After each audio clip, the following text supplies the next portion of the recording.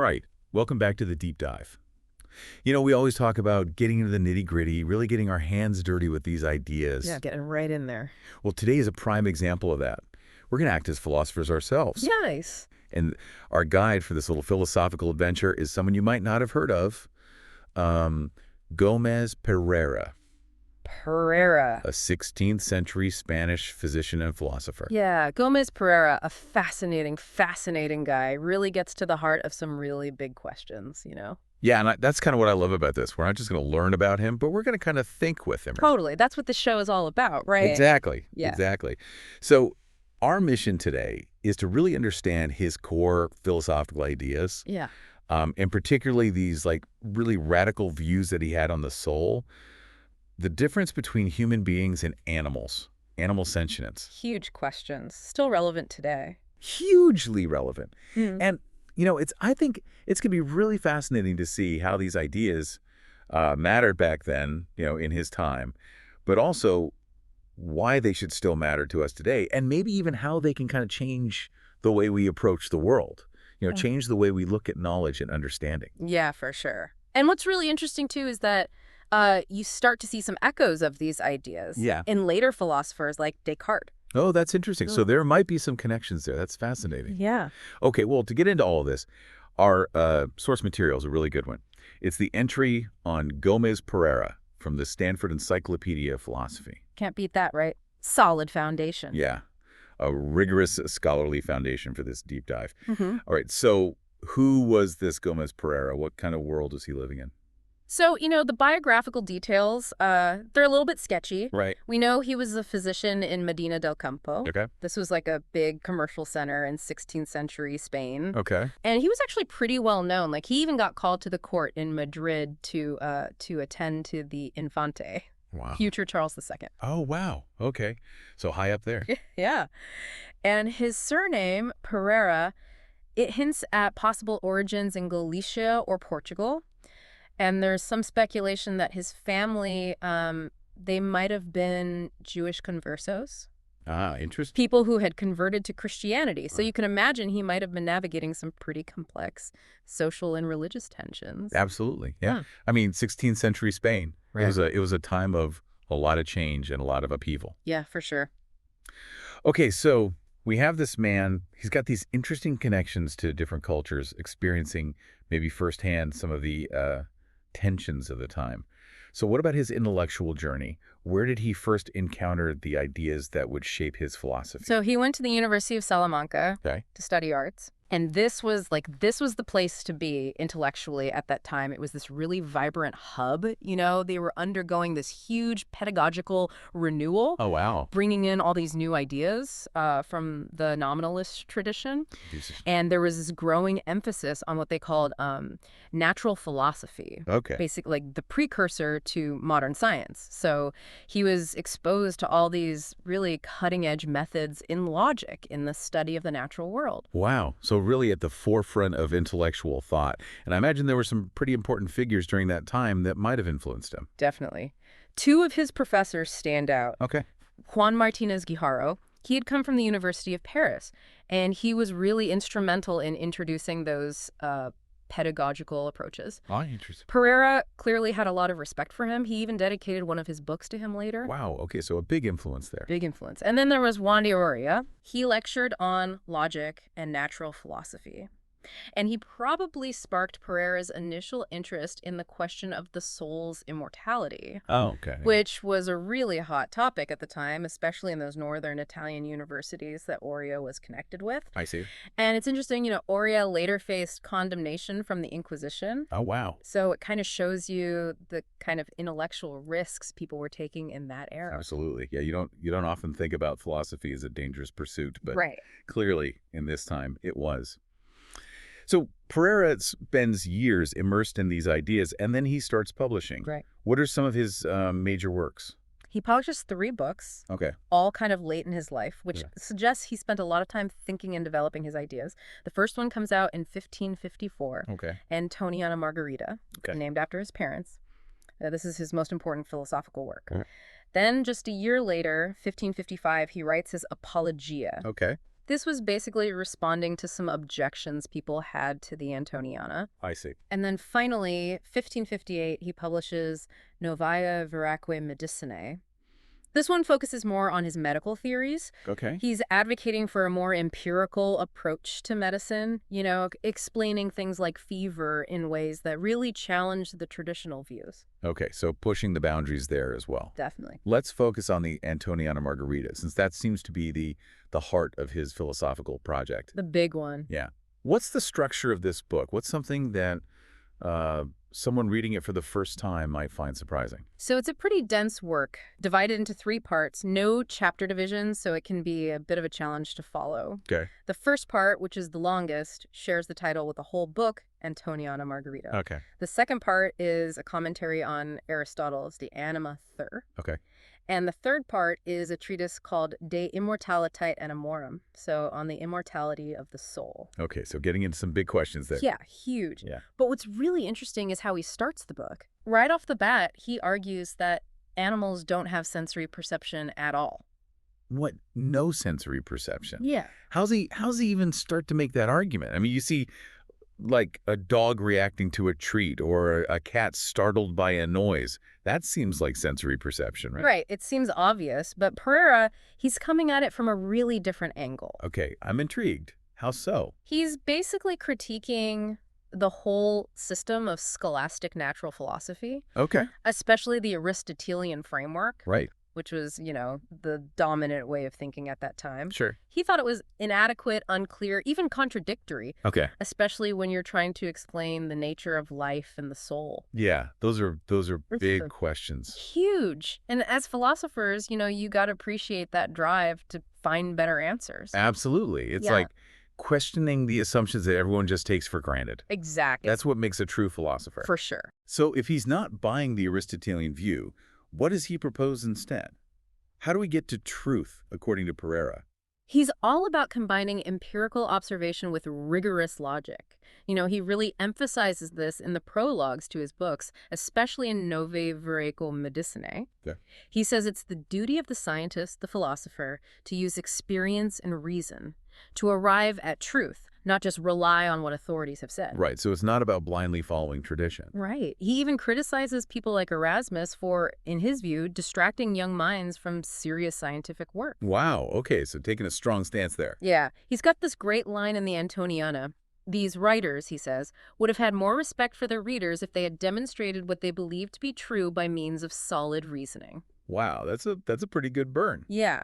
So he's all about evidence and reason, not blind faith. And that's a key part of being a philosopher, isn't it? Yeah, questioning assumptions, asking for proof, that's crucial. Absolutely. So how does this, evidence-based approach play out in his understanding of how we know things, how we perceive things? Especially with this whole thing about animals not having senses. It's all in his epistemology, which he lays out in the Antoniana. Okay. He starts by questioning this idea that humans and animals experience the senses in the same way. Okay. He says, look, it's not just about passively receiving images. The process of going from what's out there in the world to what we actually understand in our minds is much more complicated than that. Okay, I'm listening. So he identifies 2 key stages. Okay. First, we receive species from external objects. Yeah. These are basically sensory impressions, Right. forms, that come through our sense organs. Okay. But these impressions, these species, they're not sensations yet. Okay. For a true sensation to happen, you need what he calls animadversio. Animadversio, okay. And we can think of this as attention, like a focused act of the mind on those sensory impressions. Okay, so it's not just about your eyes seeing something or your ears hearing something, Yeah. but your mind has to actively engage with that input. That's fascinating. Right. So it's not just about the input itself. It's about the fact that your being, your soul, has to attend to it for knowledge to happen. Right, so it's like you could have all these sights and sounds bombarding you, but if you're not paying attention, Right. it doesn't become knowledge. Exactly. Wow, that's really interesting. And then from these attended to species, the mind forms the notio. The notio. This is the concept, Okay. the understanding of the object. Okay. And Pereira stresses that this whole process has a single unified subject, Okay. and that is the soul. It's the soul that's directing its attention and then forming the concept. Right. And what's even more important, he argues that this attention, this animadversio, it's not something separate from the soul itself. Oh, okay. It's a mode of the soul, a way of being. So knowing is the soul, like in action. Wow, that's a really interesting way to put it. So the body is not actively participating in knowledge, and knowledge is not this separate thing from the soul. Right. It's all about the soul. Yeah, it's a really soul-centered view of knowledge. Now, you mentioned nominalism earlier, and I'm wondering how that fits in here. Right. So nominalism was having this kind of moment in Spain in the early 16th century. Okay. And it probably really influenced Pereira's thinking. Okay. How so? Well, he was trying to challenge the realist view. Okay. People like St. Thomas Aquinas who thought that the soul has all these different faculties that are differentiated by their actions. Right. Which in turn are differentiated by the things in the world they act on. Okay. Pereira is saying, no, the soul is one unified thing. Okay. It's always equivalent to its acts of knowing. Okay. He criticized Aristotle for coming up with all these different cognitive faculties, saying it was too complicated, too unnecessary. Yeah. He thought a single, indivisible soul could explain everything. Right. So again, that drive for simplicity. Exactly. Keep it simple. Keep it elegant. You know, as philosophers, that's what we strive for. The simplest explanation is usually the best. Absolutely. So he's streamlining the mind, making it more unified. How does this affect the idea of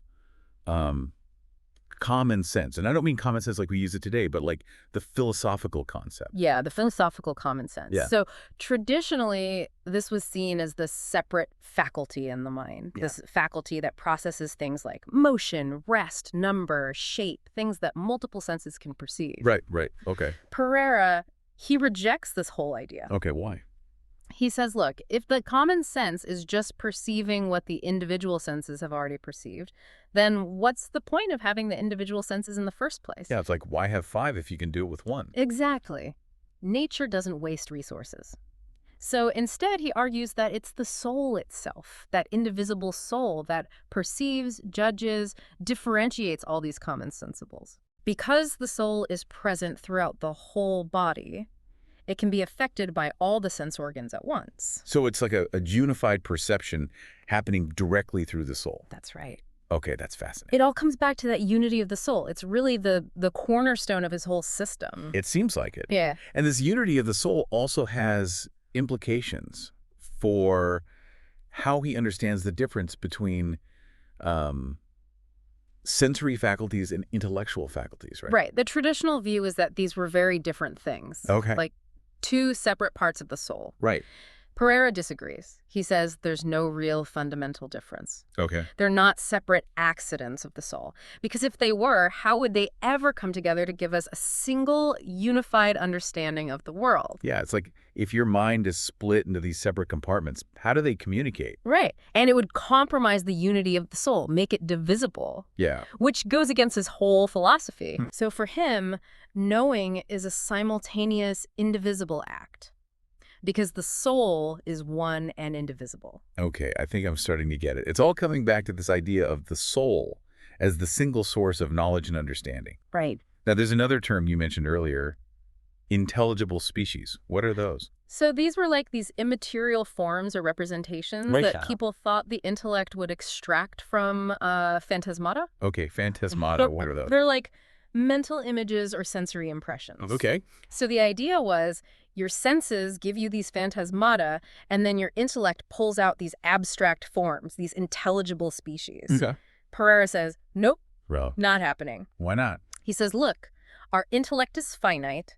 It can't create spiritual or immaterial substances from material things. Okay. Only God can do that. Right.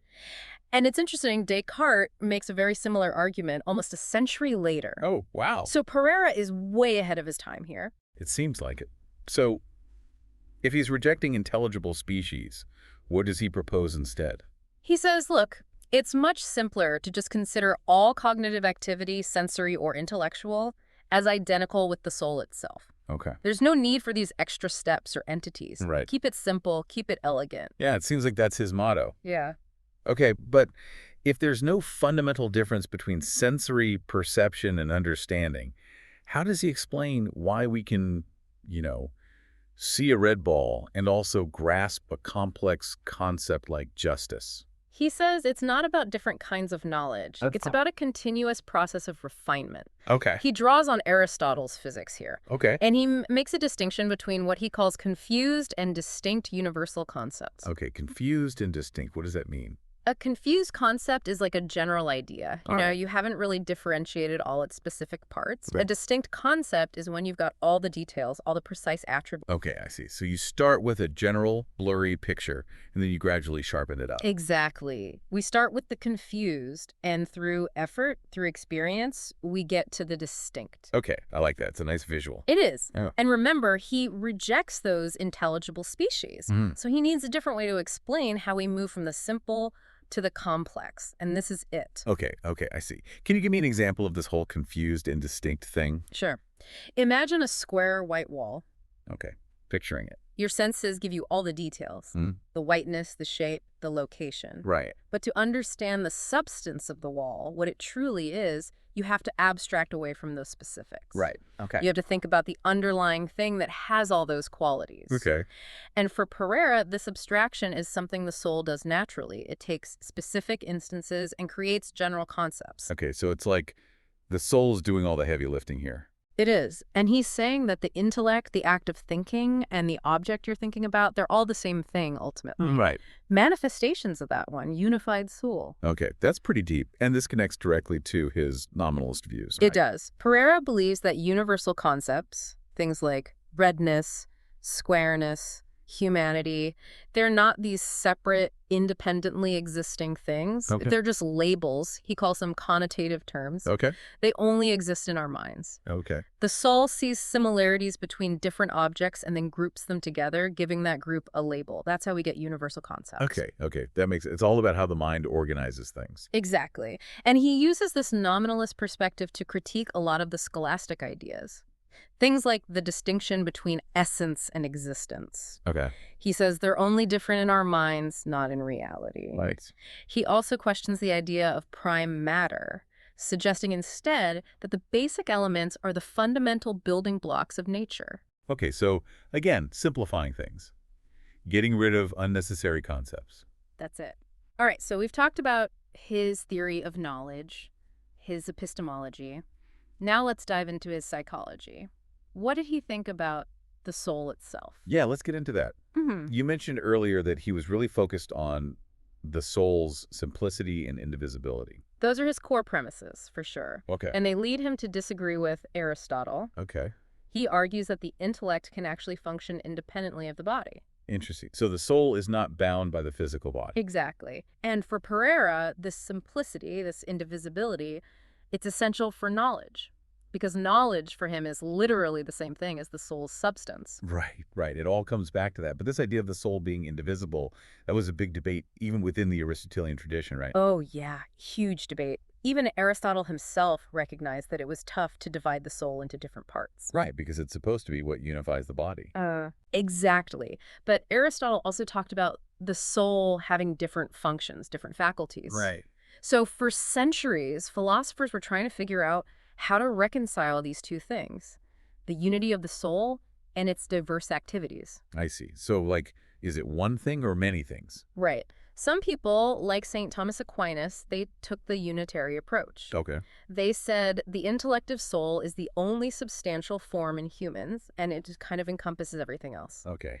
Others, like the followers of Averroes, they said, no, there have to be multiple substantial forms Okay. to explain how the soul and body connect. Right. So two different camps trying to grapple with this really complex problem. Exactly. And Pereira jumps into this debate with his own unique perspective. He does. He wants to solve those difficulties. Okay. And he wants to demonstrate that the soul is immortal. Okay. But he's not satisfied with the scholastic Thomist approach. Okay. He thinks it's not strong enough. He finds himself agreeing with some of the criticisms from guys like Pietro Pomponazzi. Pomponazzi. Okay. He was an Alexandrist Aristotelian, Okay. and he questioned this idea that the rational soul could be both tied to the body and immortal. Right, because if it's dependent on the body, then... Then it should die with the body, right? Right. Pomponazzi said if the soul needs the body as its subject or object, it can't be immortal. Yeah. Pereira takes this very seriously. Okay. And he basically concludes that to make the soul immortal, you have to separate it completely from the body. Okay. all bodily functions, things like nutrition, growth, they belong to a different psychic principle, Right. something totally separate from the rational soul, Okay. which is only about knowing and understanding. So the rational soul is this pure thinking entity. It's not involved in the messy business of keeping the body alive. Exactly. It's pure thought, pure awareness. Fascinating. But then, if the rational soul is only about thoughts and awareness, why aren't we constantly thinking? Why do we ever sleep or get distracted?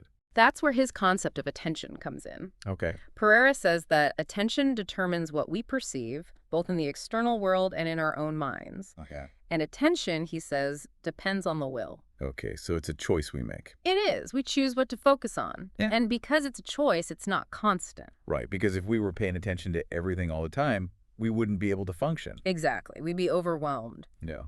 And he also says that self-perception, the soul's awareness of itself, requires a kind of turning inward, Okay. a shift away from the external world. Okay. It's only after we've engaged with the world through our senses that we can become aware of our own existence as thinking beings. I see. So it's like the soul first has to wake up to the world around it, and then it can wake up to itself. That's a good way to put it. And this leads to his famous statement about self-awareness and existence, right? Yes, his cogito-like statement. Right. He says, I know that I know something. Whatever knows exists, therefore I exist. Wow, that's powerful. It is, and he sees this as a single immediate act of awareness. Okay.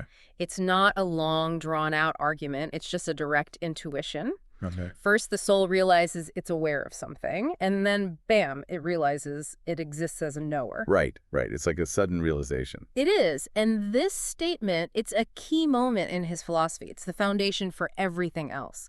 Even his idea about animals not having senses, it kind of flows from this. I see. So his whole system is built on this idea of the soul as this pure, self-aware entity.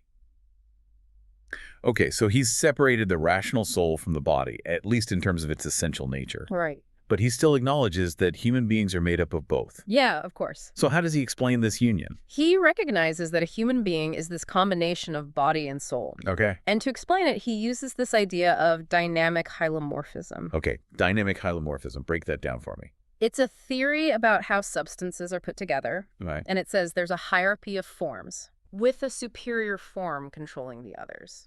Okay. In humans, the rational soul is that superior form. Okay. It's what makes us human. Okay. But he doesn't think this body-soul union is strictly substantial. Okay, so it's not like the traditional Aristotelian view where the soul is the form of the body. Right. He doesn't really explain how these two very different substances interact. Right. He just says, look, it's a fact. We see it happening. Okay, so he's acknowledging the mystery, but not necessarily solving it. Right. He's more focused on establishing the soul's independence and immortality. Okay, I see. So if the soul is so independent, what's the purpose of the body in this union? He answers that with this really cool allegory. Okay, I love a good allegory. He compares the soul to a man trapped inside a sheath.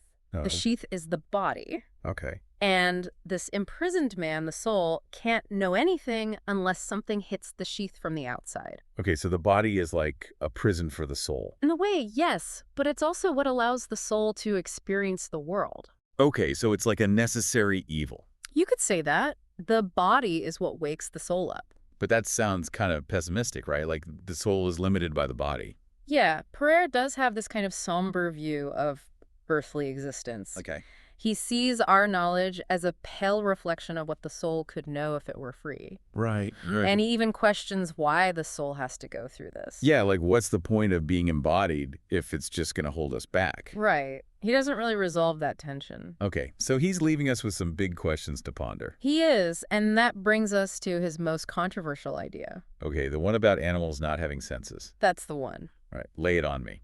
How does he get to this conclusion? It follows logically from everything else he said about the soul. Okay. He says, look, if animals could really perceive things and act based on those perceptions, they'd have to have a rational soul, like humans. Right, because for him, perception and action are tied to the soul. Exactly. But Pereira couldn't accept that animals had these immortal, indivisible souls. Okay. So he denied them any kind of sensory experience at all. Wow, that's a bold move. It is. He knew it was going against common sense, even going against Aristotle. Right, because Aristotle said animals definitely have senses. He did. He even said animals can experience pleasure, pain, and desire. Right, right. So Pereira is taking on a pretty big challenge here. He is. Hmm. But how does he actually argue for this? What's his reasoning? He gives a few arguments. Okay. One is that if animals can tell friend from foe, they must be using some kind of reasoning. Okay. And for him, reasoning belongs only to the rational human soul. Okay, so animals can't be reasoning. Right. He also says that if animals really suffer, if they can anticipate things like winter coming, that would suggest they have a deeper level of awareness, Okay. maybe even a concern for their own existence. Right. And that's tied to having an immortal soul, which he says animals don't have. Okay, I see. So any behavior that seems like it requires thought or feeling, he's explaining it away. Exactly. And he has another argument. Okay. He says animals can't have universal concepts, Okay. like the concept of fire or danger, Right, right. because if they did, that would mean they can form general propositions. Okay. And for Pereira, that ability is a sign of having an indivisible soul. Okay.